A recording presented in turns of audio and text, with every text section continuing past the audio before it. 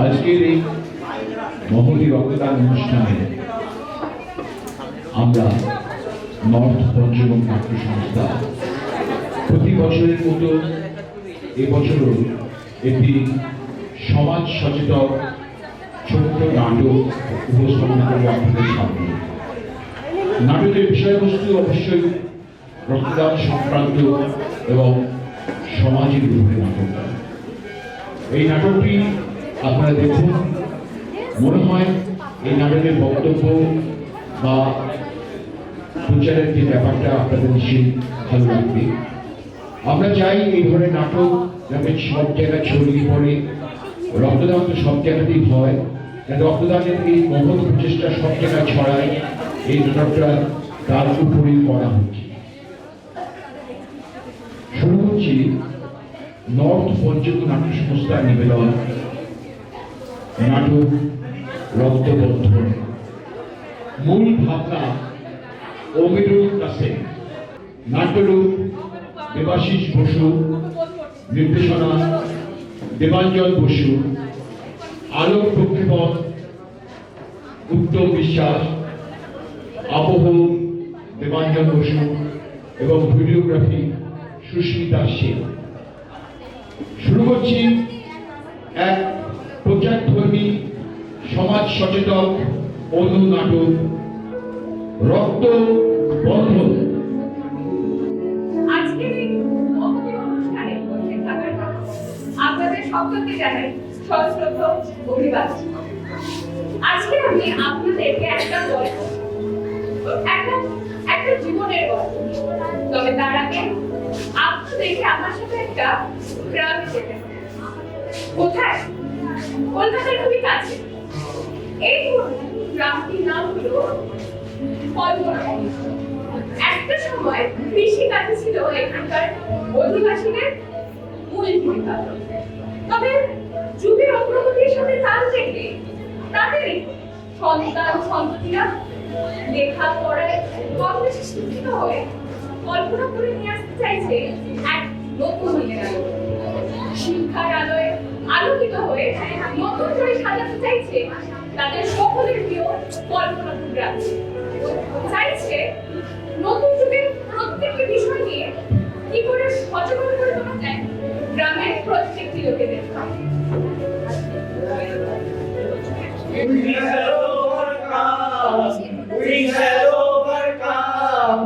We shall overcome someday. Oh, deep in my heart, I do believe we shall overcome someday.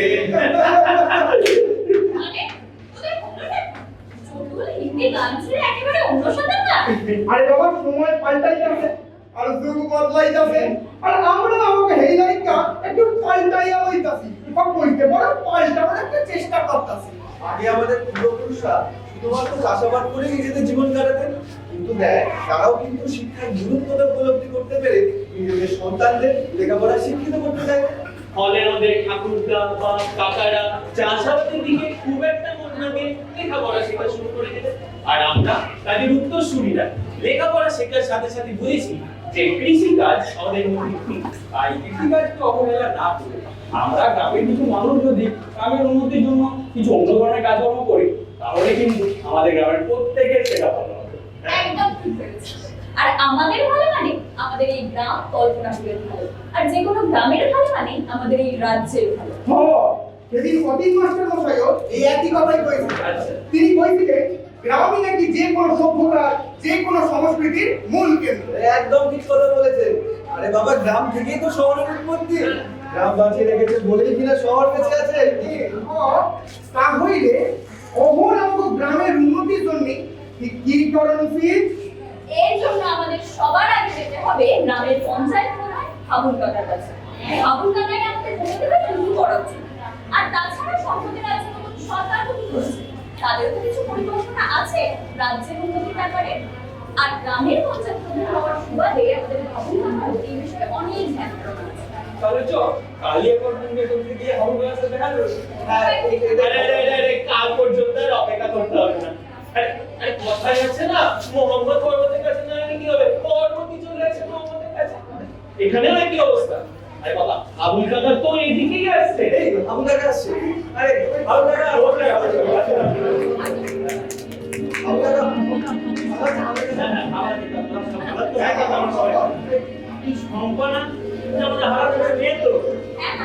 দেখলি তো, আমি এমনি গ্রাম কাটাতে ঘুরে আসি। আমি গ্রামে সকলের খোঁজ খবর রাখার চেষ্টা করি। তাছাড়া কলকাতার পুরানো স্কুলের দিদিমণি, তাই তো? বাহ কাকা, আপনি এই খবর রাখেন? হ্যাঁ, রাখতে হয় বাবা, রাখতে হয়। আমি যাদের প্রধান হলো গ্রামের মাথা। এটা বুঝেন না, ওদের পরিবারে সবার মাথার উপর যেমন ওদের বাবা। আমিও তো ঠিক এই গ্রামটার বাবা।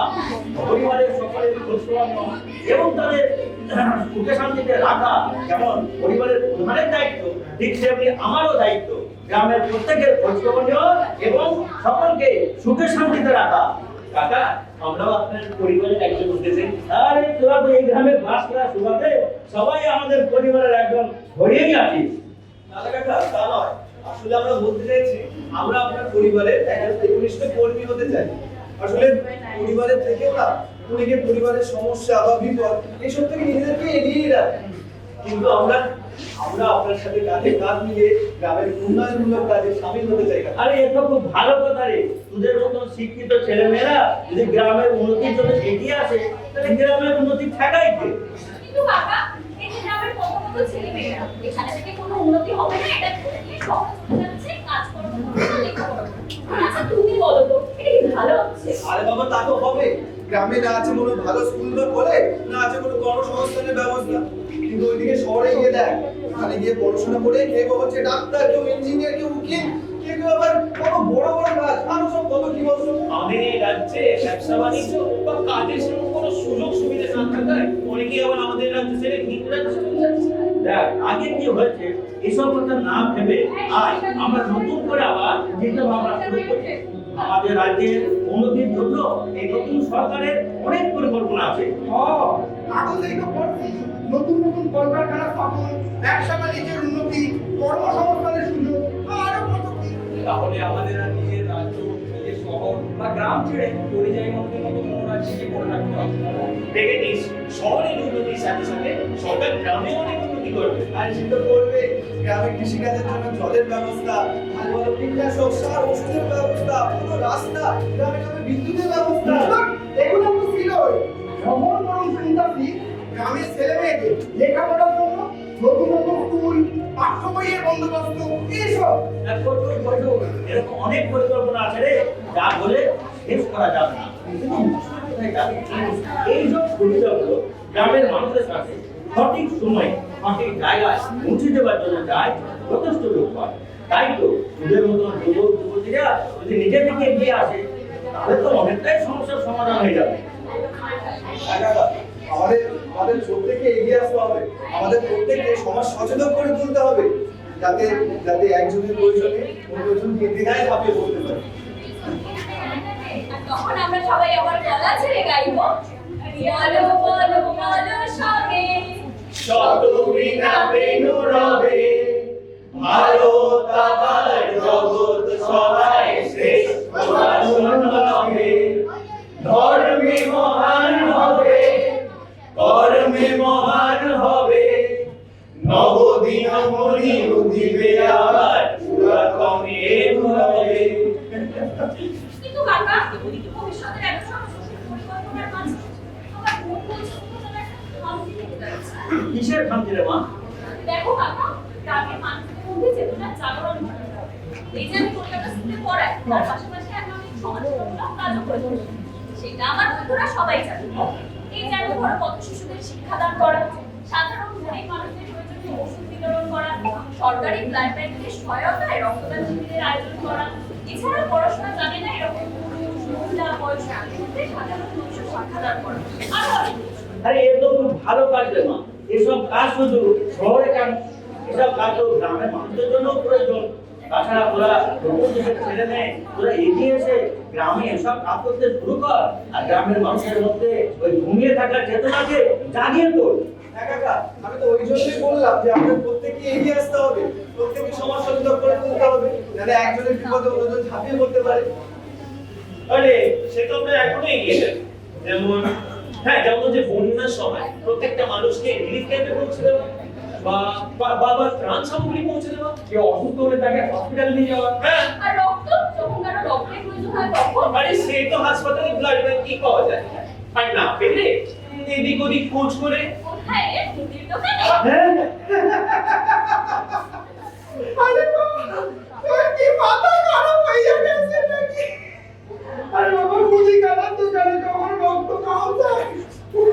আরো মধু কইতে পাইছে, এদিক ওদিক মানে কোনো ব্লাড ব্যাংকের কথা কিংবা কোনো রক্ত দাতার কথা। আরে যেমন কলকাতা সেন্ট্রাল ব্লাড ব্যাংক, আরে আমি ওখানে নিজেও তো কয়েকবার গেছি রক্তের প্রয়োজনে। ওখানে গেলে প্রয়োজনীয় রক্ত পাওয়া যায়। ওখানে গেলে প্রয়োজনের সময় রক্ত পাওয়া যায় ঠিকই, তবে যতক্ষণ ওদের স্টক থাকে, রক্ত তার কলকারখানায় তৈরি হয় না, একজন মানুষের দান করা রক্তই ওরা অন্য মানুষকে দিয়ে থাকে। এই কথাটাই তো আমি বলতে চাইছি কাকা। আমরা যেমন রক্তের জন্য ব্লাড ব্যাংকগুলোর উপর নির্ভর করে থাকি, সেরকম ব্লাড ব্যাংকগুলো কিন্তু রক্তের জন্য আমাদের উপর, মানে প্রত্যেকটা মানুষের উপর নির্ভরশীল। তবে এইটা কিন্তু বড়ই আশ্চর্যের কথা। এই গ্রামের মানুষরা রক্তদান বিষয়টা চাইরা অন্য সব বিষয় কিন্তু বড্ড সচেতন। কার ভোটার কার্ড নাই, কার রেশন কার্ড নাই, আর ওইদিকে সরকারি ভাতা পাওয়ার লাইকা কি কি করতে হইব বা কি কি ডকুমেন্টস লাগবে, এই সব বিষয়ে আমাদের গ্রামের মানুষের খুব খেয়াল থাকে। অথচ আমাদের নিজেদের রক্তটা কোন গ্রুপের বা বাড়ির সবার রক্তের গ্রুপ সেই ব্যাগ, এটা কিন্তু আমরা অনেকেই জানি। নিজের এবং বাড়ির সকলের রক্তের গ্রুপটা জেনে রাখা খুবই জরুরি। গ্রামে বা শহরে ভোটের নাম তোলার জন্য বা রেশনের ফর্ম ফিল আপের জন্য বিভিন্ন ক্যাম্পের আয়োজন হয়। প্রয়োজনে মানুষ সেখানে নিজের সমস্ত কাজকর্ম কামাই করে হলেও যায়। কিন্তু মজার ব্যাপার কি জানিস, আমাদের বাড়ি বা একটা ব্লাড ডোনেশন ক্যাম্প হয়, সেখানে যাওয়া দূরের কথা, আমরা সেখানে ফিরেও তাকাই না পর্যন্ত। এই যে আমার সনাতন জেঠু, ওই সনাতন জেঠুর নাতিটা নাকি খুব অসুস্থ, কি যে হয়েছে ওই ভগবানই জানে। দিন কেমন যে শুকাইয়া যাইছে। কেন ডাক্তার দেখাচ্ছেন? আর বাবা দেখাচ্ছে হয়েছে বিভিন্ন পরীক্ষা নিরীক্ষা করে ডাক্তারবাবু জানিয়েছেন সনাতন জেঠুর নাতিটা থেকে থ্যালাসেমিয়া হয়েছে। হ্যাঁ হ্যাঁ, এই নামটা শুনেছি বটে। তুমি নাকি ভয়ঙ্কর অসুখ। ভয়ঙ্কর বলে ভয়ঙ্কর, এই রোগ যার একবার হয় তাকে নিয়মিত রক্ত দিয়েই বাঁচিয়ে রাখতে হয়। এই সমস্ত থ্যালাসেমিয়া রোগীরা যত দিন বেঁচে থাকবে শুধু রক্ত দিয়েই তাদের বেঁচে থাকতে হবে। তাই তো বলি, আমরা অনেক জনগণ যদি একটু সজাগ হয় তাহলে কিন্তু আমরা খুব সহজেই এই রোগটাকে আমরা সম্পূর্ণরূপে নির্মূল করতে পারবো। তাহলে তোমরা বলবে কিভাবে? প্রত্যেক যুবক যুবতীর উচিত তাদের বিয়ের আগে নিজে নিজে রক্তটা পরীক্ষা করে জেনে নেওয়া যে সে বা তারা থ্যালাসেমিয়ার বাহক কিনা। যদি একজন বাহক হয় তাহলে কোনো সমস্যাই নেই, আর যদি দুজনই বাহক হয় তাহলে তাদের মধ্যে এই দুর্ভাবটা না হয় উচিত। তাহলে কি বলতে চাইলাম, দুজন বাহকের মধ্যে যদি বিবাহটা না হয় তাহলে এই রোগটাকে যদি আমরা আটকাতে গেলে এই বাহকের সঙ্গে বাহকের বিবাহটা আমাদের যেভাবেই হোক সম্পূর্ণরূপে আটকাতে হবে। আর তাহলে এই থ্যালাসেমিয়ার মতন মারণ রোগ থেকে আমরা এই সমাজকে সম্পূর্ণরূপে নিষ্কৃতি দিতে পারবো। আচ্ছা কাকা, এই যে তুমি কইলে অনেক রক্তের প্রয়োজন, কিন্তু সনাতন জেঠু বা তার পরিবারের একার পক্ষে এত রক্ত জোগাড় করা তো অসম্ভব। সেটাই তো, সেই জন্যই তো আমাদের সবাইকে এগিয়ে আসতে হবে, আমাদের সবাইকে রক্তদান করতে হবে। আজ সনাতন জেঠু আমাদের নিজের লোক বলে তার কষ্টটা তোরা নিজের কষ্ট করে মনে করছিস, আর তাই তোরা রক্ত দিতে চাইছিস, তাই তোরা এগিয়ে আসার কথা বলছিস। কিন্তু সনাতন জেঠুর নাতির মতোই এরকম কত মানুষ এই রোগে আক্রান্ত। আচ্ছা, তারা কোথায় রক্ত পাবে বলতো? যাদের নেই কোনো উপায়, ব্লাড ব্যাংকই তাদের সহায়। আরে বাবা শুনলি না, এই সমস্ত ব্লাড ব্যাংকগুলো কিন্তু রক্তের একটা সীমাবদ্ধতা রয়েছে। আর এই সাধারণ মানুষ যদি রক্তদান নাই করে তারাই বা রক্তটা পাবে কোথায়? আর মূলত এই গরমকালে না এই সমস্ত ব্লাড ব্যাংকগুলোতে রক্তের একটা অসম্ভব চাহিদা থাকে, কারণ এই সময় সাধারণ মানুষ খুব একটা রক্তদান করে না, তাই খুব বেশি ব্লাড ডোনেশন ক্যাম্পের আয়োজনও করা যায়। অনেকেই জানিস, অনেকেই আবার কিন্তু রক্ত দিতে ভয় পায়। সত্যি কথা বলতে গেলে আমিও ভয় পাই। খুব অন্যায় করেছিস, খুব অন্যায় করেছিস। তুই কি জানিস রক্তদানে কোনো ভয় নেই, রক্তদানে কোনো শারীরিক ক্ষতি হয় না। একজন সুস্থ সবল পুরুষ মানুষ বছরে 4 বার এবং একজন মহিলা বছরে 3 বার রক্তদান করতে পারে। তাছাড়া রক্তদানের মধ্যে দিয়ে তো শরীরের সুস্থতা প্রমাণ করা যায়। আচ্ছা বন্ধু, এই যে তুই কইলি তুই রক্ত দেখে ভয় পাস, কখন ওই ঈশ্বর না করুক তোর বা তোর পরিবারের কারো যদি কোনোদিন রক্তের প্রয়োজন হয় তখন সেই রক্ত কই পাবি? দেখ, ব্লাড ব্যাংক থেকে রক্ত নিতে গেলেও কিন্তু ব্লাড ডোনার কার্ডের প্রয়োজন হয়। আর এই যে তুই এখন কাউকে রক্ত দিচ্ছিস না, তাই পরবর্তীকালে তুইও কারো থেকে রক্ত পাওয়ার আশা করিস না। এটা কিন্তু অন্যায়। তুই কি জানিস এই রক্তদানের মধ্য দিয়ে নিজের রক্তের গ্রুপটাও জানা যায়? তুই জানিস তুই নিজের রক্তের গ্রুপটা কি? এক কথা সেইটা জানি আমার রক্তের গ্রুপ এবি নেগেটিভ। তাহলে তো তোর আগে রক্তদান করা প্রয়োজন। এই নেগেটিভ গ্রুপের রক্ত খুবই রেয়ার, বলা যায় দুষ্প্রাপ্য। তাই সমাজের উন্নতির জন্য তোর রক্তদান করা অবশ্যই উচিত। সম্পদ এই কথাটা শুনে আমার নিজের একটা অভিজ্ঞতার কথা মনে পড়ে গেল। খুব বেশি পুরোনো দিনের কথা নয়, এই তো গত গরমের ছুটিতে আমি আমার মামা বাড়ি গেছিলাম। সেখানে আমার মামার বন্ধু আমার সাথে আমার আলাপ হয়। ভদ্রলোক এদিকে খুবই মিষ্টি, সাধারণ মানুষের সাথে মিশতে, তাদের বিপদে আপদে ঝাঁপিয়ে পড়তে খুবই ভালোবাসতেন। কিন্তু ওনার একটাই দোষ, এই বন্ধুর মতো উনি রক্তদান করতে ভয় পেতেন, সারা জীবনে কখনো রক্তদান করেনি না। আর একদিন ওনার জীবনে নেমে এলো এক চরম দুর্ভোগ। নিজেরই বাড়ির সিঁড়ি থেকে পড়ে কপাল গেল কেটে, রক্ত আর কিছুতেই বন্ধ হয় না। আমরা সেই মুহূর্তে কোনো রকম মাথায় একটা ব্যান্ডেজ নিয়ে ওনাকে নিয়ে গেলাম স্থানীয় হাসপাতালে।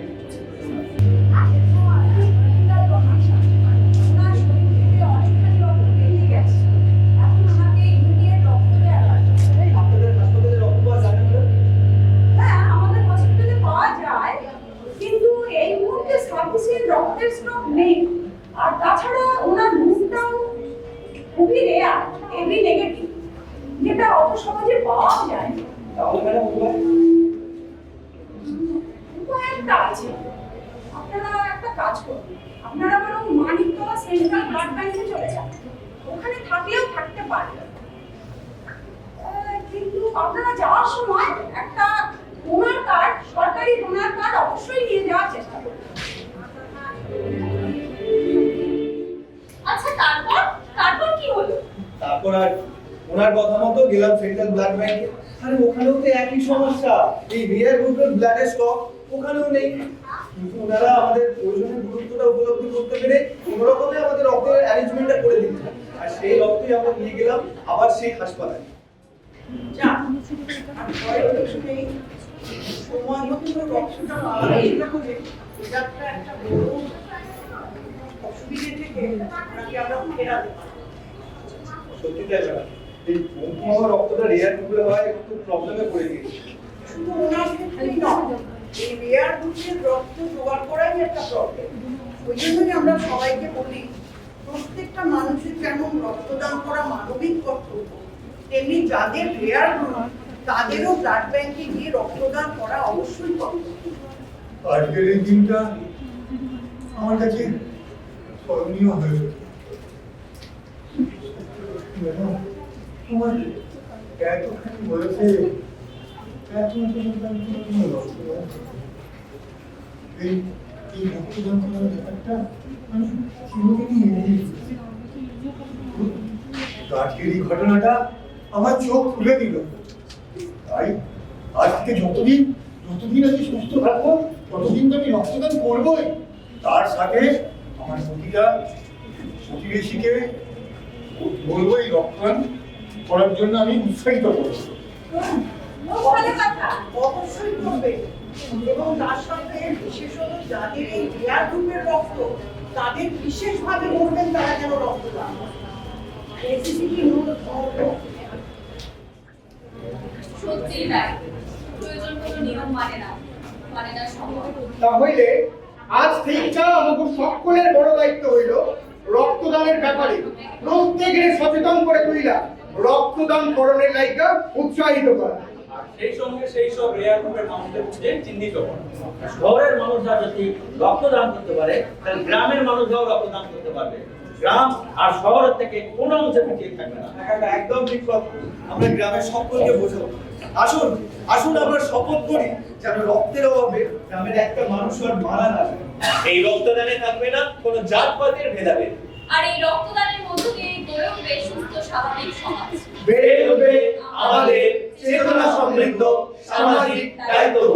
আমি নিজেও তোদের এই কর্মযজ্ঞে সামিল হব।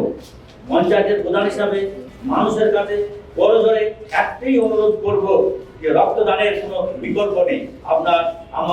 আপনাদের দেওয়া সকলের এক ফোঁটা রক্তই পারে একটা মুমূর্ষ রোগীকে তার সুস্থ জীবনে ফিরিয়ে নিয়ে আসতে।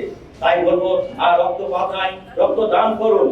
রক্তদান মহান দান, রক্তদান জীবন দান। আমাদের জীবনের শুরু এখান থেকে। তাই চলুন আমরা সবাই মিলে বলি, রক্তদান অমূল্য দান, জেনেছি মোরা, রক্তের বন্ধনে তাই মিলেছি মোরা। রক্তদান অমূল্য দান, জেনেছি মোরা, রক্তের বন্ধনে তাই মিলেছি মোরা।